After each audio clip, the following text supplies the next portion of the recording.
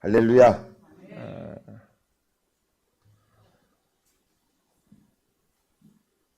저는 해병대 출신은 아니지만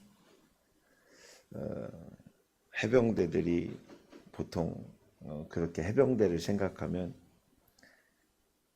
이런 것 같아요. 한번 칼을 뽑으면 무울에도 벨 수 있는 그런 정신. 그러니 귀신도 잡는다라고 하는 그런 해병. 끈기지요, 끈기. 끝까지. 부부가 결혼을 할 때에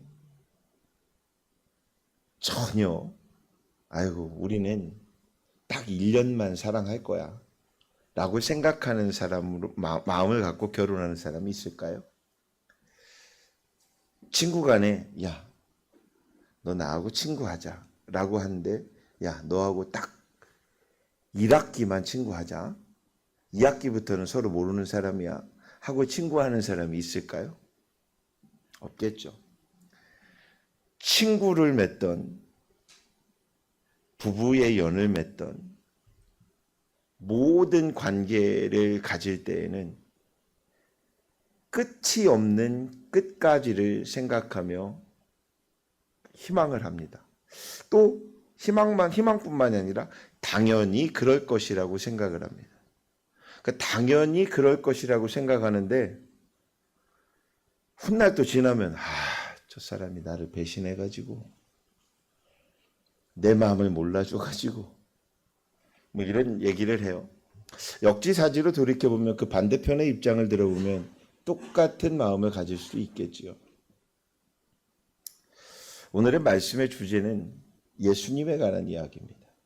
근데 예수님의 무엇을 관한 이야기냐라고 하면 우리를 끝까지 사랑하신 예수님이라는 것이죠. 성령의 기름을 받고 또 우리가 예수님 앞에 무릎을 꿇을 때 그리고 정말 회복하고 첫사랑의 성령의 막 기름 부으심을 받는 날이 있어요. 저도 그런 날이 있었어요. 뭐 꼭 눈물 콧물 막 질질질 흘려가지고 울었다고 성령 받고 회개했다고만을 할 수는 없어요. 어떤 이는 침묵 속에서도 묵묵히 내 지었던 모든 과거의 죄를 회개하며 그렇게 하나님 앞에 용서함을 구하고 받는 경우도 있습니다.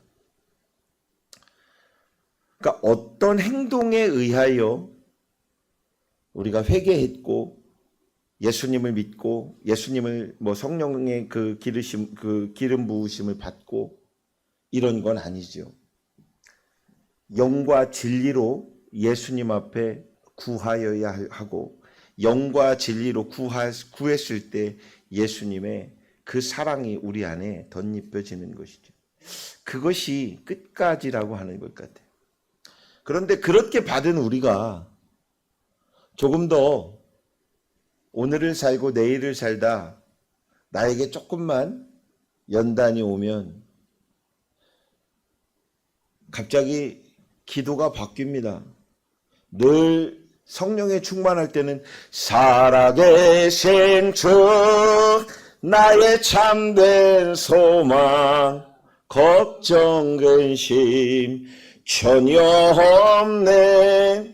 이렇게 찬양을 하는 사람이 시험이 조금만 오면 하나님이 살아계시다면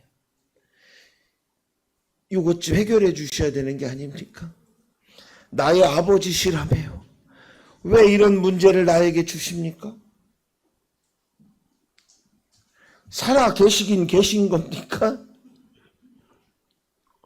아니 내 옆에 분명히 목사님이 함께 하신다고 그랬는데 있긴 합니까?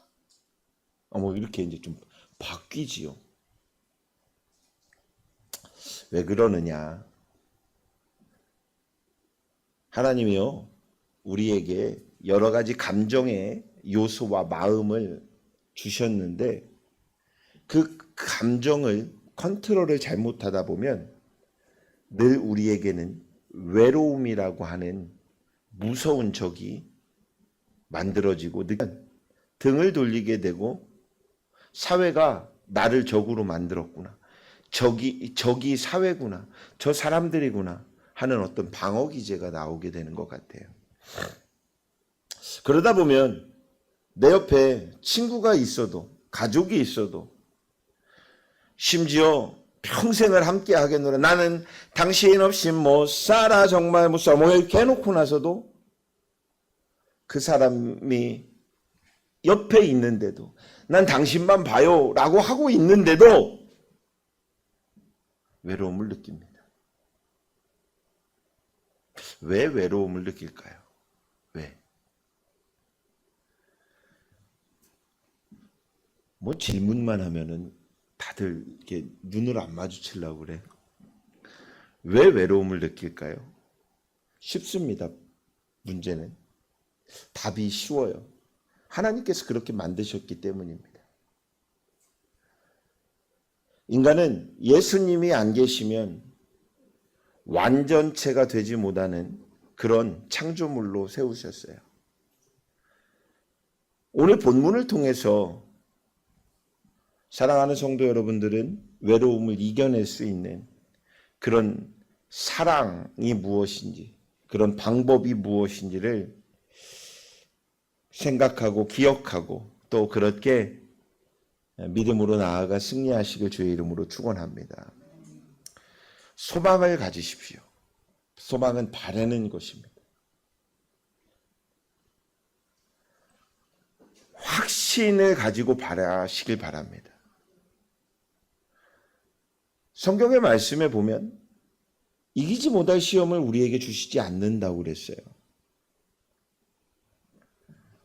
이기지 못할 시험을 주지 않는다라는 것은 어떤 문제가 나에게 온다라는 것은 그 문제가 큰 범위일 수도 있고 작은 범위일 수도 있지만 그건 나에게 해당되는 문제는 모두 다 크다라는 것이죠. 안 큰 문제가 어디 있겠습니까? 그런데 가만히 한번 생각해 보면 내 문제는 크게 느껴지는데 내 주변에 내 옆 사람의 어떤 문제는 별거 아닌 것처럼 느껴집니다. 왜 그럴까요? 삼자적 입장에서 바라보기 때문에 그 관점에서 보기 때문에 그래요. 그러니까 내 눈엔 내 문제이기에 크게 보일 수밖에 없지만 옆에서 바라보면 그 문제는 별로 큰 문제가 아닐 수 있더라는 것이죠. 서울의 탑골공원에 가면 요즘 어르신들이 나오셔서 바둑도 두고 장기도 두세요. 많이 이제 한참 오래됐죠. 지금도 하고 계시지만. 근데 가끔 싸움도 나기도 하고 핀잔의 소리도 나오기도 하고 낄낄거리는 어르신들의 웃음도 나오기도 합니다. 왜냐하면 그 장기를 두고 바둑을 두는 앞에서 앉아있는 분은 내 수만, 내 길만 보고 있는 거야. 그런데 서서, 왜냐면 그거 지금 당사자가 아니니까 옆에 서가지고 쳐다보고 있잖아요. 주머니에 손을 넣고 팔을 이렇게 팔짱을 끼고 이렇게 보고 있는 분들은 방법이 보여요. 길이 보여요. 그러면 또 거기에다가 한마디 하는 걸 뭐라고 그래요? 훈수를 둔다고 그러죠. 그러니까 훈수를 두면 이제 싸움이 나기 시작을 합니다. 우리의 인생길을 돌아와 보면 우리 인생길에서도 다른 사람들의 삶에 관심을 많이 가지고 사는 사람들이 있어요. 그리고 관심을 갖고 보다 보면 그 길은 이렇게 위에서 장기판을 보는 것처럼 쉬워 보이기도 하고 길이 보이기도 하니 말을 해줍니다. 그러면 말을 하면 뭐 한다고요? 싸움이 납니다. 그러니 누구의 문제가 어떤 상황이 닥쳤을 땐 그걸 봤을 땐 기도해 주는 거예요. 그리고 응원해 주는 거예요. 내가 본 길대로 가길 응원해 주는 거예요. 그것이 친구가 되어주고 그것이 가족이 되어주고 그것이 사랑을 나누어 주는 길입니다.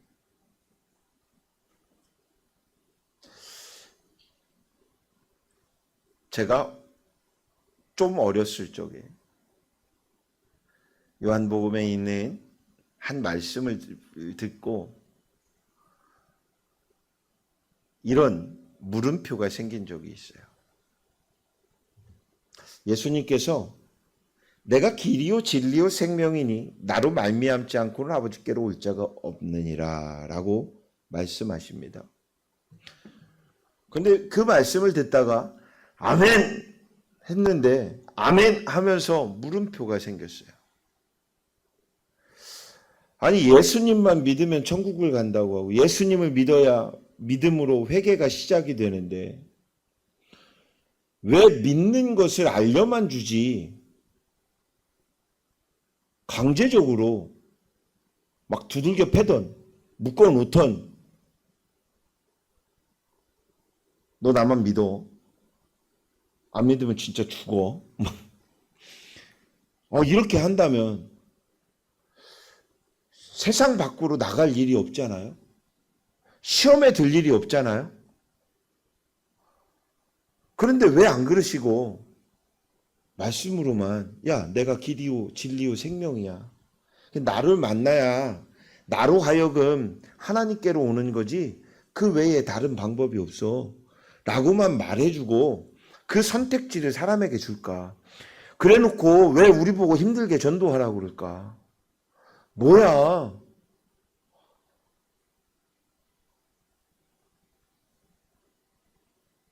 야 해가 생겨. 그러면 해가 생기고 야 땅이 생겨봐. 그러면 땅이 생기고 이렇게 말씀으로 창조하시는 분이 뭐 한다고 사람에게 물음표만 던져주고 해봐 라고 하실까?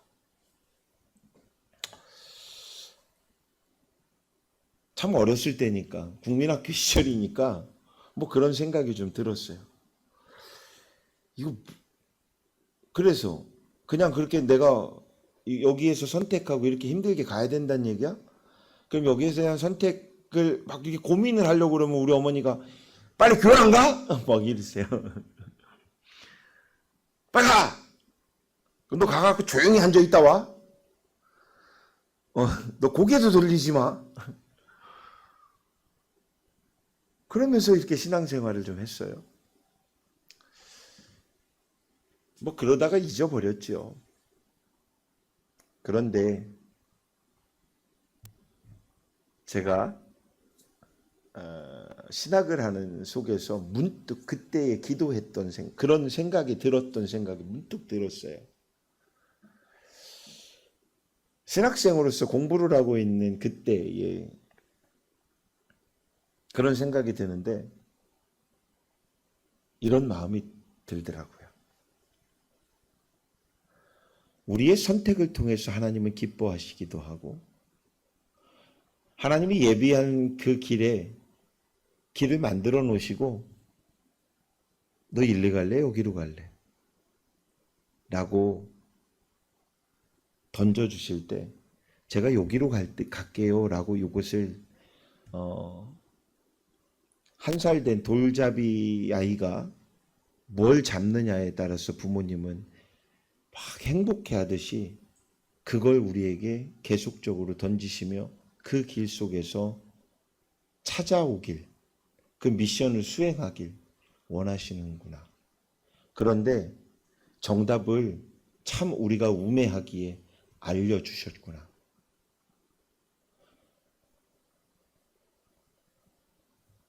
천국 가는 방법, 하나님 앞에 가는 방법을 알려주셨는데 알려주시니 우리가 뭐 해요? 재미없다고 하는구나. 가끔 제가 우리 막내딸을 놀려 먹어요. 우리 큰애는 이제 좀 컸다고 뭐 안 그러는데 어떤 영화나 드라마를 이렇게 뭐 어떤 무엇을 이렇게 보다 보면 제가 먼저 본 게 있으면 또 하나도 안 봤어도 모르는데 저게 아마 저 드라마의 그 뒷장면은 이럴 거야 라고 얘기하면 애들이 가만히 있다가 그 장면이 딱 제가 말한 대로 되면 진짜 재미없게 왜 얘기하고 그러세요. 스포하지 마세요. 하고 얘기를 해요. 근데 그 말에 제가 또 깨달아요. 하나님이 우리 인생에 계속 스포해 주시는 거야. 야, 너 여기서 오른쪽으로 가, 여기서 왼쪽으로 가, 여기서 직진으로 가. 요즘 빠르게 가니까 내비게이션은 이렇게 빠르게 잡아주니까 빠르게 갑니다.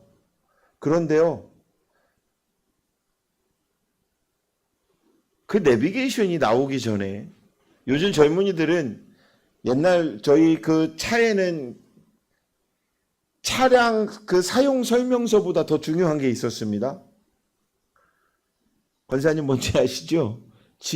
지도책이에요, 지도책. 그죠? 집사님? 모든 차에는 지도책을 하나씩 꼭 갖고 다녀야 됩니다.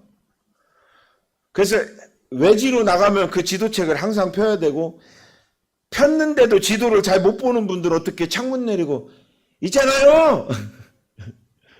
저기요! 라고 외치며 길을 찾고 묻고 다닙니다. 그런데 저는 그 시절이 더 재밌는 것 같아요. 그 시절이.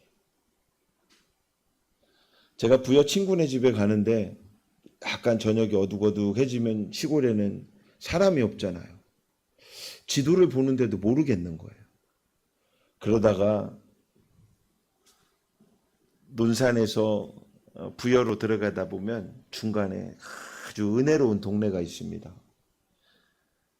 아주 정말 기가 막힌 은혜로운 성령이 임재되는 동네가 있습니다. 궁금하시죠? 그 동네에 그 마을의 이름이 십자가입니다. 그 십자가라는 동네에 다 갔는데 조그만 구멍가게에서 어떤 분이 나오길래 제가 물어봤어요.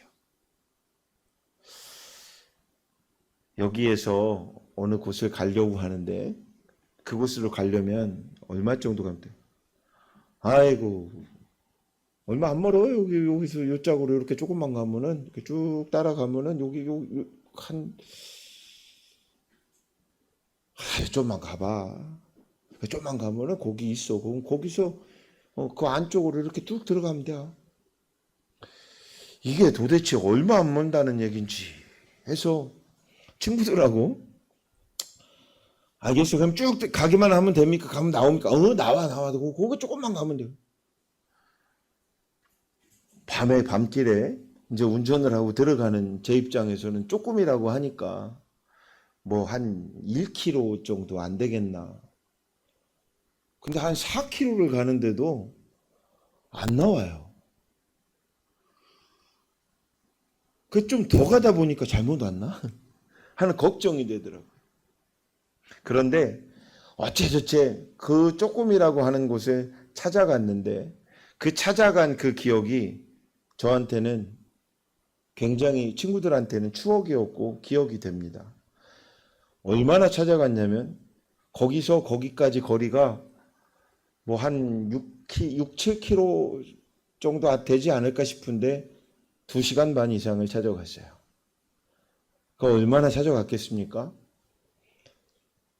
모르니까 찾아갔겠죠. 근데 그렇게 찾아가서 그곳에 가니까 얼마나 그 친구 부모님이 음식 다 해놓고 기다리고 계시던지. 그랬던 기억이 저한테는 굉장히 큰 추억이 됩니다. 삶에 이렇게 설교의 자료도 되기도 하고 행복이 되기도 합니다. 그런데 며칠 전에 제가 서울을 갔다 인천을 갔다 왔는데 어떻게 갔다 온지를 기억을 잘 못해요. 왜냐하면 내비게이션만 보고 갔기 때문에. 하나님이 우리를 통해서 계속적으로 주문해 주시고 던져 주시는 것이 있습니다. 그것은 선택하라는 것입니다. 우리 인생에 잘 그래서 선택하여야 됩니다. 그렇다고 잘못 선택했다고 죽음으로 들어가는 것이 아닙니다. 그 속에서도 또 선택하여야 합니다. 그렇다면 그 뒤에 예비하신 또 다른 길을 하나님이 우리에게 제시해 주고 계시다라는 것이죠. 어떤 마음으로 우리가 지금 마음을 먹느냐에 따라서 하나님이 기뻐하실 것인지 아니면 슬퍼하실 것인지 이 정도는 생각할 수 있지 않을까요? 제가 판단이 어려울 때 이런 생각을 해봅니다. 가만히 인생을 돌이켜보고 수많은 사람들과 상담을 해본 결과 모든 사람은, 저를 포함한 모든 사람은 어떠한 선택지에 있을 때, 문제가 봉착했을 때 나에게 유익이 되는, 이익이 되는 방법을 선택합니다. 맞지요? 안 그런 사람이 있을까요? 그런데 나에게 이익이 안 되는 것을 선택했을 때는 희생이라고 따르기도 하고 양보가 따르기도 하고 조금 더 나아가면 의인이라고 말을 하기도 합니다. 이것을 우리는 선함이라고 하죠. 가만히 제가 생각해 보니 하나님이 우리에게 원하시는 게 뭘까는 예수님을 믿음으로 의인 되어 가길 원하신다는 것이죠. 그러니까 나를 버리고 예수를 쫓기 위해서는 나를 부인하는 작업이 필요하려면 나에게 유익이 되는 것을 버려야 되겠구나. 그래서 생각해 봅니다. 어떤 문제가 생겼을 때 하나님한테 이익일까? 하나님한테 유익함일까? 나에게 유익함이 될까? 그런데 하나님 앞에 유익이 되는 것은 무조건 해야 되는 일이죠. 나에게 손해가 보는 일은 그냥 나에게도 손해요, 하나님에게도 손해면을 하면 됩니까? 안 됩니까? 그건 안 되겠죠. 근데 하나님 앞에는 유익인데 나에게는 손해야. 그러면 해야 됩니까? 안 해야 됩니까? 생각해 보기에요? 왜 대답들이 별로?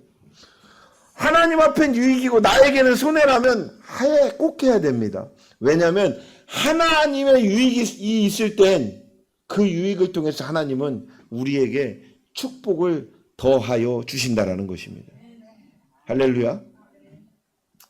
축복 얘기하니까 이제 아멘이 나오네. 그렇죠. 뭔가를 받는 거는 굉장히 좋은 거예요. 그러니까 하나님 앞에 우리가 드릴 수 있는 거, 우리가 할 수 있는 건 최고는 뭐냐? 선택하는 일입니다. 선택하여야 드릴 수 있는 것이죠.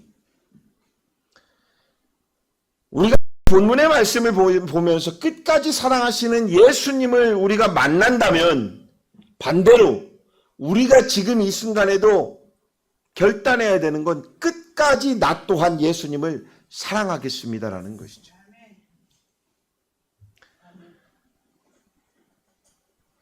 말을 잘해야 됩니다. 말을 잘해야 됩니다. 기도를 잘해야 됩니다. 이거 굉장히 비싼 거 가르쳐 줍니다. 무의식 속에서 여러분들은 이런 말을 합니다. 이런 기도를 합니다. 주님, 내가 죽는 날까지 주님을 따르겠습니다. 이건 굉장히 기도가 멋있습니까? 안 멋있습니까? 에? 멋있어요? 바꿔야 한다라는 것이죠. 주님, 내가 죽어서도 주님을 놓지 않고 가겠습니다. 이게 맞는 기도예요. 그렇죠? 우리가 죽음이라는 단계가 어디까지예요? 우리가 생각하는 죽음이라는 단계는 이 땅을 떠나는 것을 우리는 생각합니다. 그런데 막상 우리의 기도는 어떤 기도여야 합니까? 이 땅을 향하여가 아니라 천국을 향하여 우리의 영혼을 드리워가는 일입니다. 영혼이 잘 되어야 범사가 잘 되는 일인데 범사만 잘 되길 기도한다면 그게 기도가 맞습니까?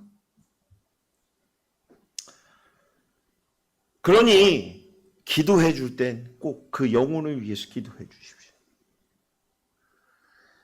제가 요즘 우리 아픈 성도님들을 위해서 기도할 때는 정말 그렇게 죄송합니다만 육신의 질병보다 그 영혼을 위해서 더 많이 기도합니다. 영혼이 잘 되면 하나님 그거 하나 못 고치겠습니까? 근데 왜 병을 줬느냐? 영혼이 잘 되게 하기 위해서 줬다라는 것이죠. 통증을 왜 줬느냐? 아픔을 왜 줬냐? 이 문제가 왜 있느냐? 라고 하는 것은 영혼이 잘 되기 위한 것입니다. 그렇다면 결단하면 됩니다. 영혼이 잘 되는 것을 결단하십시오. 올리 예수님만 결단하십시오.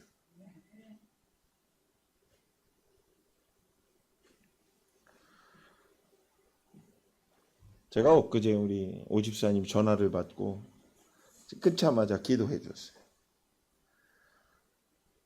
얼마 안 있으면 이제 통증 다 났을 거야. 통증 없어진다니까 별로 뭐 안 좋아요? 통증 없어진다니까. 그러면 이제 일어나서 이렇게 춤도 좀 추고 이렇게 하셔야 되는 거예요. 왜?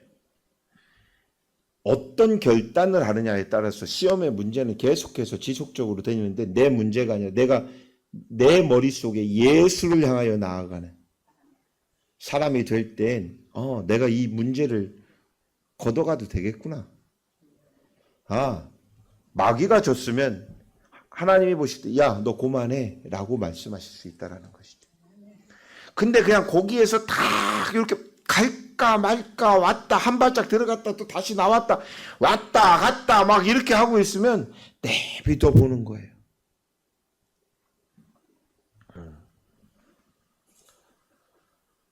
아주 쉬운 문제부터 접근해서요. 조금 더 복잡하게도 올 겁니다. 그러나 그 복잡하게 올 때도 어떠한 문제로 누구에게 닥칠지라도 내가 예수님을 향하여 나아가는 그 마음만큼은 흔들리지 않는다면 그때부터는 하나님이 그 문제에서 해결됐는데 걷어내가는 것이죠.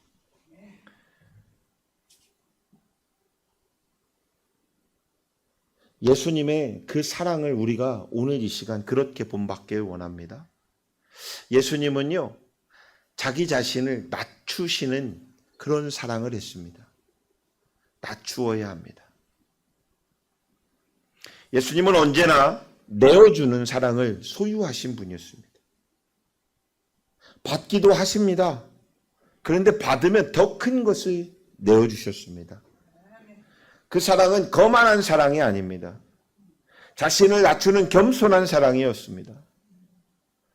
낮아짐을 통해 우리는 작은 사랑이 얼마나 큰 효과를 내는지 그것을 알 수 있습니다. 예수님께서는 우리에게 그것을 몸소 실천하시며 보여주셨습니다. 그 시대의 사람들의 발은 참으로 더러웠습니다.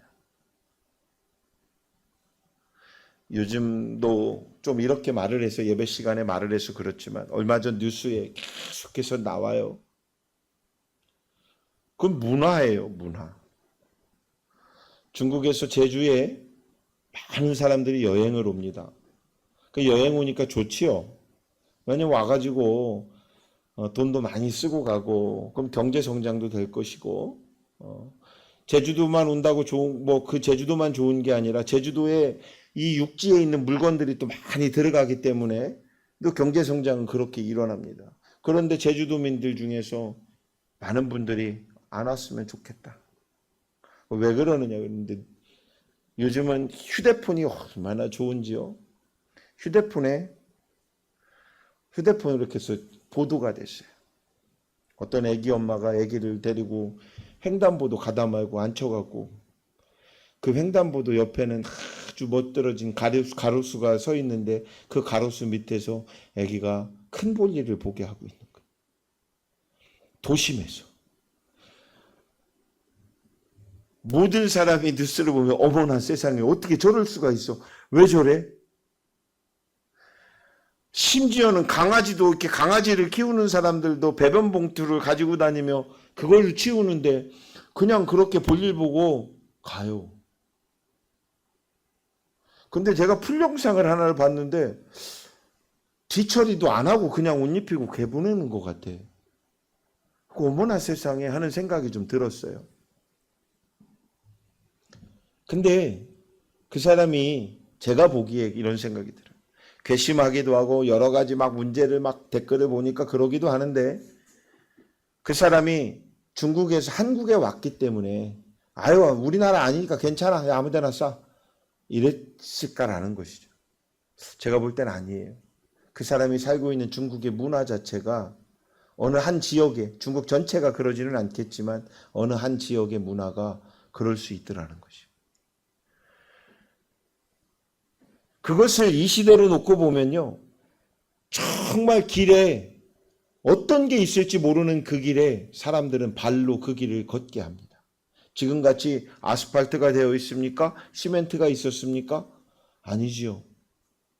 어디를 밟고 다닐지 모르는 그 발을 닦아주신다라는 건 참으로 어려운 일이기도 하고, 또 그 발을 닦기 위하여 허리를 낮추고 무릎을 접는다라는 것은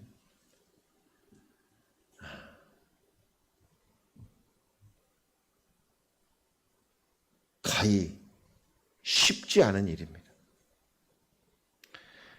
몸 중에 가장 더러운 부위는 발일 수 있습니다.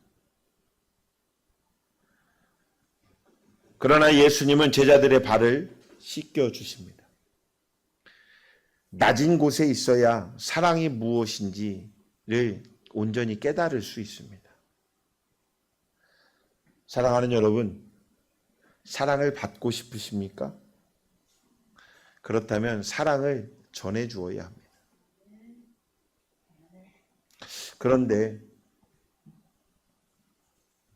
그 사랑을 받길만 원하지 주길 희망하지 않는 사람도 있더라는 것이죠.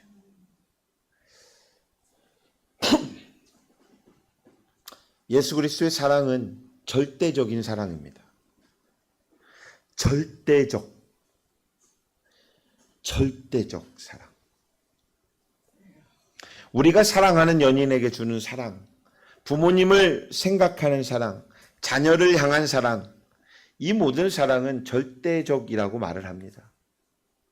아무리 자녀가 문제가 되고 아무리 자녀가 부모에게 상처가 줘도 끝까지 사랑하는 그 마음을 갖습니다. 예전에 한 영화에서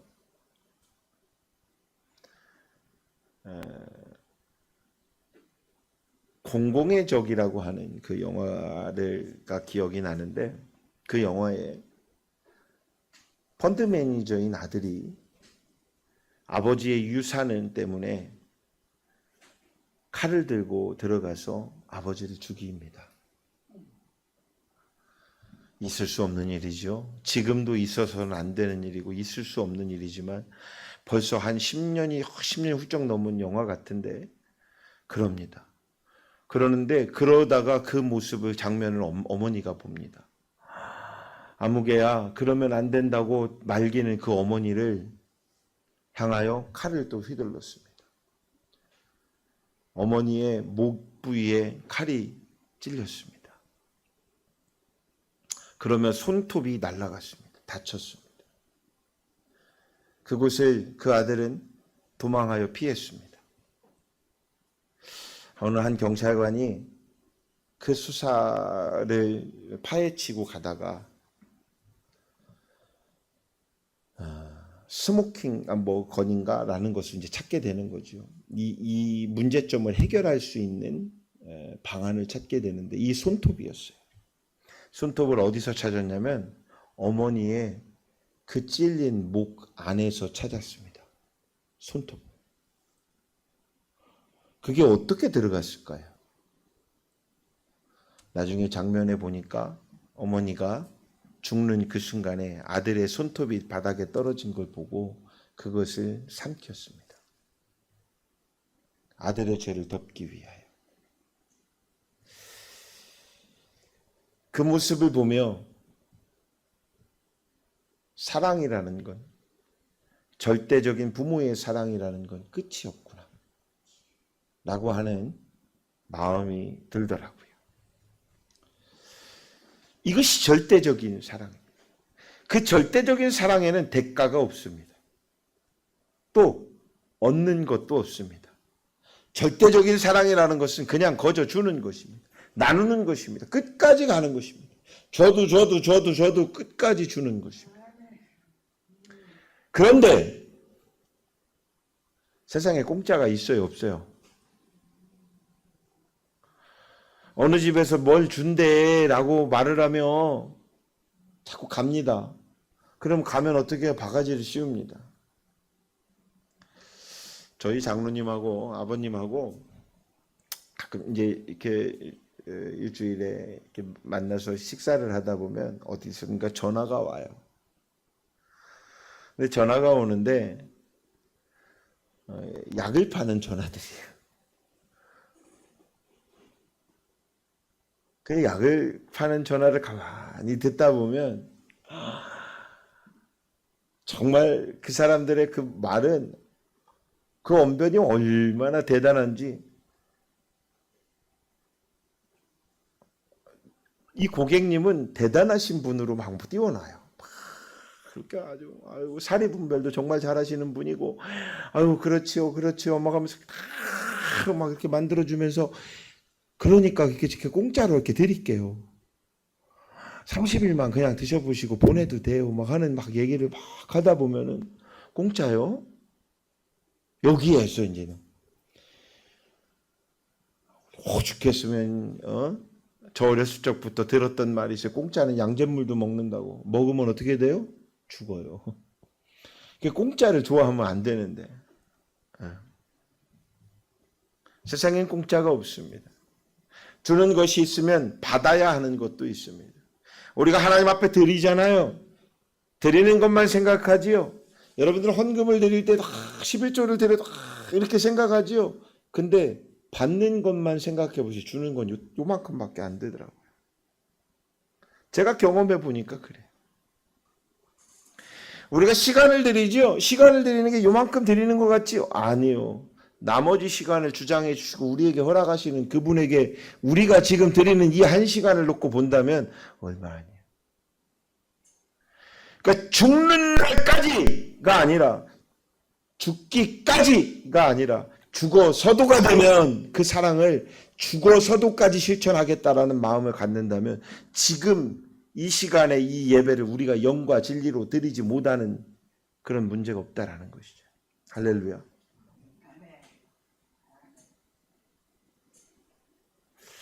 어떻게 좀 우리 뭐 특별 새벽 예배 같은 걸 해볼까요? 정말? 특별 수요 예배, 특별 막 이렇게 하고 모든 예배에 막 빠지지 않게끔 다 고개가 숙여지는데 그러니 여러분들 제가 열방중앙교회 담임 목사가 좀 바쁜 거 감사한 거예요.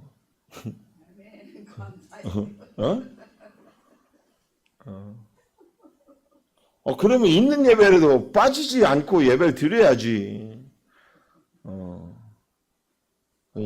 결단해야 됩니다. 이것도 예배도 결단해야 됩니다.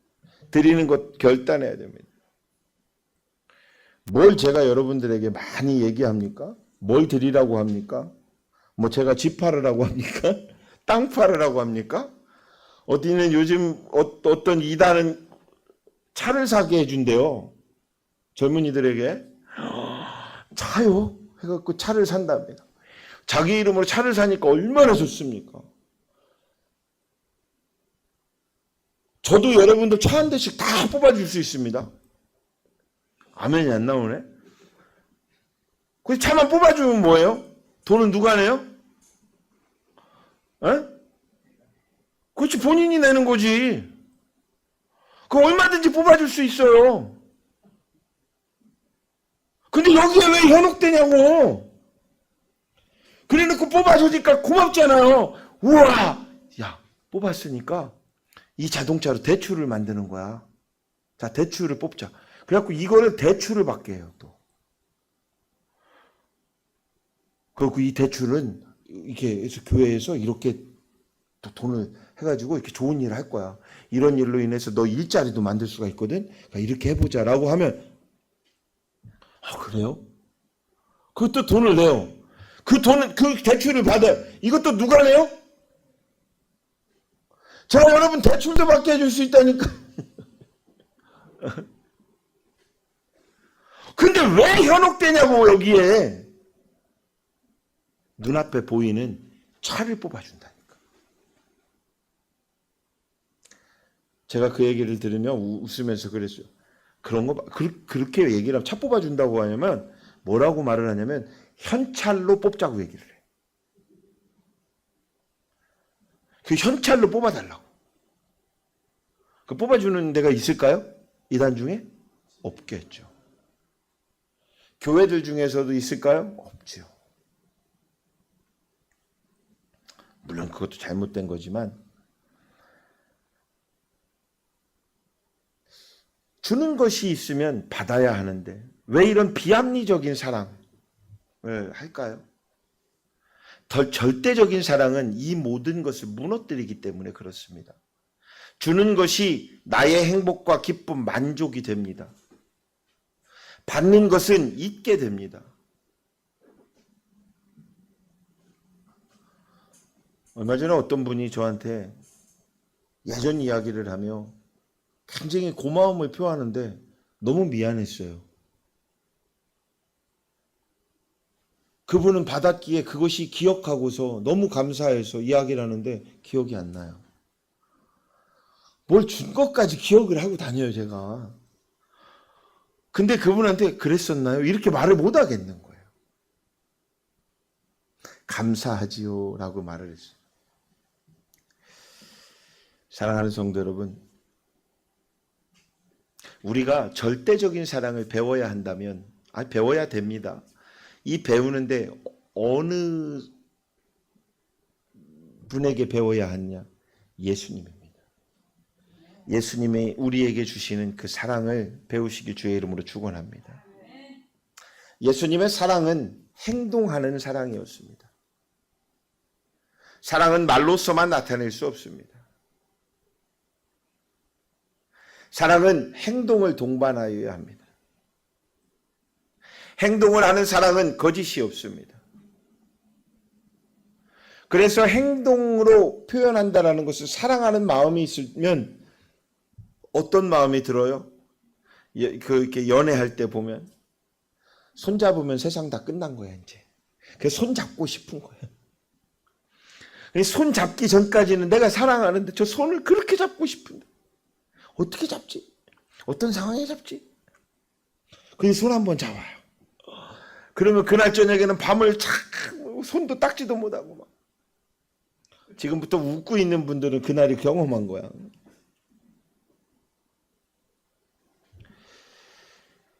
사랑은 사랑하는 마음이 있으면 어찌됐든 행동이 동반하게 됩니다.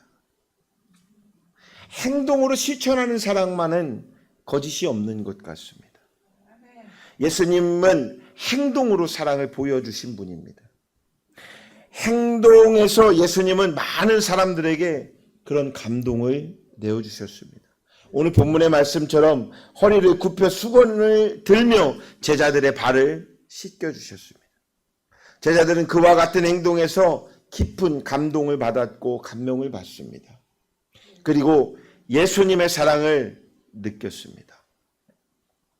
사랑이라는 것은 생각을 바꾸게 합니다. 사랑이라는 것은 마음 또한 바꾸게 됩니다. 사랑이라는 것은 마지막으로 행동으로 옮겨지게 한다라는 것입니다. 베드로전서 4장의 말씀에 보면 4장 8절을 보면 무엇보다도 뜨겁게 서로 사랑할지니 사랑은 허다한 죄를 덮느니라 라고 말씀합니다. 예수님은 제자들을 탓하지 않았습니다. 우리들을 탓하지 않았습니다. 사랑으로 우리의 연약함을 덮어주십니다. 주님의 참된 사랑을 실천하고 계시는 여러분들이 되시길 주의 이름으로 축원합니다. 앞으로도 그렇게 주의 사랑을 실천해 나아가는 믿음의 성도들이 되시길 주의 이름으로 축원합니다. 사랑은 한이 없고 절대적이며 행동하는 것입니다. 예수님의 사랑을 충분히 담는 몸된 그리스도인이 되시길 주의 이름으로 축원합니다. 기도하겠습니다. 사랑하는 아버지 하나님, 고맙습니다. 감사합니다. 오늘 우리에게 이 말씀을 허락하심에 감사하고 이 말씀을 지켜나가는 우리 사랑하는 성도들 모두가 되게 하여 주시옵소서. 이제는 결코 계산하지 않고 사랑을 소유하지 못하는 이들에게 그 사랑을 전해줄 수 있는 그리스도인이 되게 하여 주시옵소서. 절대적인 예수님의 사랑을 담아가서 또 따라가서 닮아가서 세상에 나누어 줄 수 있는 그리스도인이 되게 하여 주시옵소서. 오직 행동으로 실천하며 나아가 천국의 소망을 두고 나아가는 우리 그리스도인들, 열방중학교 성도들 모두가 되게 하여 주시옵소서. 예수 그리스도의 이름으로 기도드립니다. 아멘.